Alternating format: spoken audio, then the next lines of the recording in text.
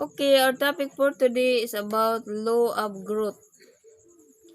So, brothers and sisters, ayaw gayod pag-undang, pagkat-on ug pag-uswag.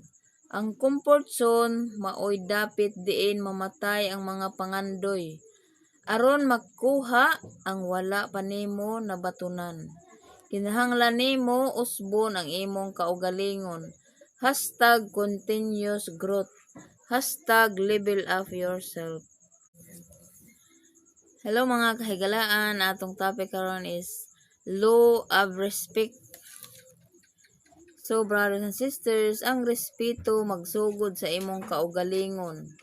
Hibal-e ang imong bili. Butangi og limitasyon ang mga butang nga makadaot nimo. Og tratara ang uban sa paagi nga gusto nimo trataron ka. #law of respect.